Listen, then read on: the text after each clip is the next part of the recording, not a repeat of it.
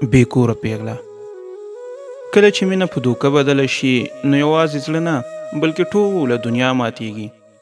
یوه غلطه مینه، یوه دروغجنه واده او یو ژوند په یوه لحظه کې تباه شو. هغه شپه یوه انجلۍ یوازې نه وه پاتې، بلکې د ژوند له هرې لارې بې لارې شوه. هغې فکر کو چې مینه به یې ژوند بدل کړي، خو نه پوهېده چې همدا مینه به یې له کوره، له عزت او له هر څه بې برخې کړي.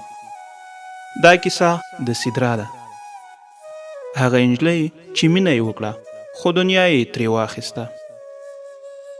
لنډه کیسه، بې کوره پیغله، دوهمه برخه.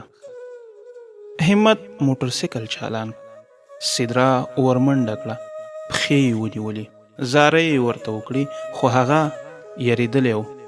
دا هر څه ورته ټوکې ښکارېدې، خو داسې نه وه، پوره خطر و. ګیر یې ورکړو موټرسایکل ته، په ضرب د څو ثانیو کې له سترګو پناه شو. دې ډېرې اوښکې توی کړې. د ژوند په میدان په مخ کې وروسته تګ ناکامه ودرېده.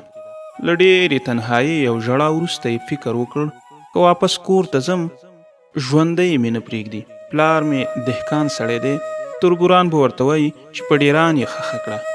دا به د غیرت په جذبو کې هماغه کار کوي څوک چې ورته څه وایي. او بیا خو د لوفر خاوند نه هم هېڅ د سړیتوب تمه نشته. په درې لارې کې ولاړه وه، یوه لار ښکته او بله پورته یوه کلي ته تللې وه. پورته یې 10-20 قدمه واخیستل، هلته یې خپل موبایل چالان پرېښودو. حرکت یې په لاندې لار پیل کړ. که اوس راپسې څوک راشي نو فکر به کوي چې پورته تللي او موبایل ترې دلته لوېدلی دی. هغوی به په دې دلیل ټول بره لاړ شي. ګوندې کوم کلي ته تللي. نور مې هسې هم ژوند اوبو واخیست. قدم یې د ښار په طرف واخیست، خو د سړک نه ډېر لرې فاصله کې چې کوم کلیوال موټروان یې ونه ګوري.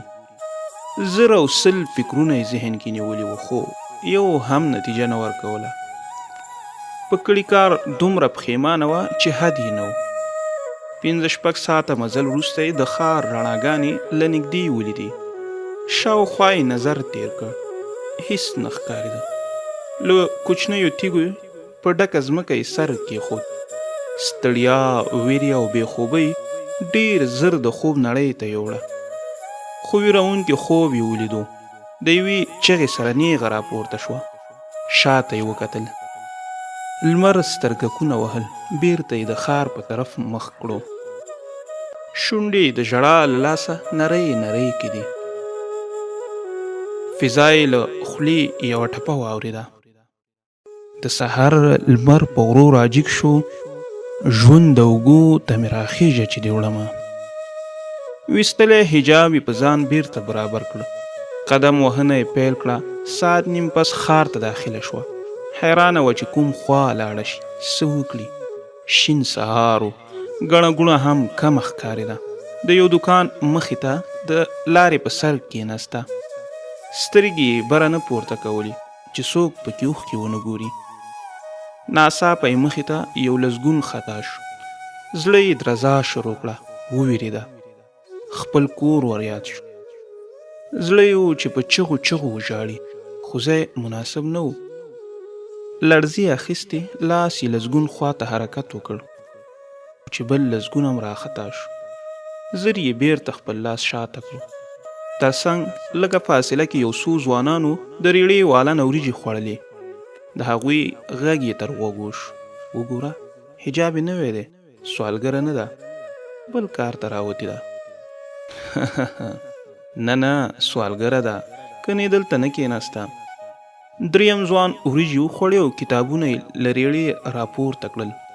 دوی ته یې جواب کې ویل چې نیک ګمان نه شي کولی نو شک هم مه کوئ او مه ورپسې کار لرئ. دا د ژوند اصول نه دي. پیسې یې وریجو والا ته ورکړې او روان شو. دواړو ځوانانو سترګې ښکته کړلې. سدرا پیسې راواخیستې، له ځایه پورته شوه. زړه کې یې ویل د څومره ډېرو انسانانو منځ کې دا ځناور څوک نه پېژني، ځکه چې لباس یې د انسان دی، خو دننه مکمل وحشي دی.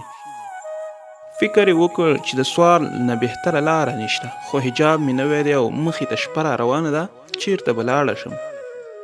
د ښار په یوه بله کوڅه کې وردننه شوه، ځکه دلته انسانان و خو لږ کم په نظر راتله. د کوڅې په کونج کې یو ننبوي والا دوکان ولیدو، تیزه ورغله او ډوډۍ یې ترې راواخیسته، خو ښه و هغوی هېڅ ونه ویل. شاوخوا یې کتل، په یوه کوچني سوالګر یې نظر پرېوت، تر څنګ ورغله او نیمه ډوډۍ یې ورکړه، سر یې ورښکته کړ، ورته یې ویل د ورځې څو پیدا کوي؟ هغې له ډوډۍ کپ تاو کړل، 100 200 او همداسې، او شپه چرته کوي؟ خپل کور کې، نور چرته؟ سدرا نیغه چټکه وخوړه، کوچنی له څنګ تیر شو، له ځان سره یې ویل څومره بختور دی، خپل کور لري، که سوالګر هم دی باید شکر وباسي. زما غوندې خو بې کوره نه دی.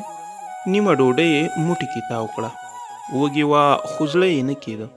تر مازدیګره در په در وګرځېده، 100 روپۍ هم لاسته راوړي، خو له دې ښار یې نوره کرکه کېده. په هرو 10 کسانو کې 8 کسه د هوس تږي وو. د ښار له ګڼې ګوڼې لږه لرې شوه، دلته اکثره کوڅې خالي خالي ښکارېدې، نور یې په پښو کې هم دمه نه وه. ټوله ورځ یې حجاب کې پټ مخ ځوروله، زړه یې پکې تنګ و، خو مخ یې نه شو ښکاره کولی. د لویې ویالې په سر په 1.5 متر پوخ دیوال کېناسته، فکر واخیسته. د بل انسان شتون یې حس کړ، ناڅاپه یې له ویرې لړزه واخوړه. سترګې یې پورته کړې، تر څنګ ولاړ ځوان د هوس په انداز ویل له ډېر وخته درته ګورم، راځه ما سره وتا کې یو څو ملګري دي، ښې پیسې به هم درکړي. سدرا یې په لیدو حیرانه ودرېده، له پښو یې ساه وخته، همداسې سترګو ته ورته ځیر ځیر کتل. ځوان بیا وویل لکه چې ستا هم زړه دی، د هرې ویرې بېغمه اوسه، 2 ملګري را سره دي چې ستا څنګه زړه وي هماغسې وکړو. د سدرا له سترګو دومره اوښکې هغه وخت نه وې تللې چې همت پرېښوده، لکه دلته دا لیدل ورته خوب ښکارېده، همداسې څېرې ته ورته لیدل. په ځوان شیطان غلبه وکړه، یو دم یې جینۍ له لاسه ونیوله. سدرا لاس ته وکتل، بیرته د نظر پورته کولو سره یې لاس هم پورته شو، او دومره دروند یې د ځوان مخ ته راواچو چې په ټول ژوند کې به دا څپېړه هېره نه کړي. هغې یې لاس خوشې کړه او شاوخوا یې وکتل، سر یې ښکته کړو او روان شو. دا وه د بې کوره نجلۍ کیسه 2مه برخه. تر بلې برخې پورې مو په لوی الله سپارم.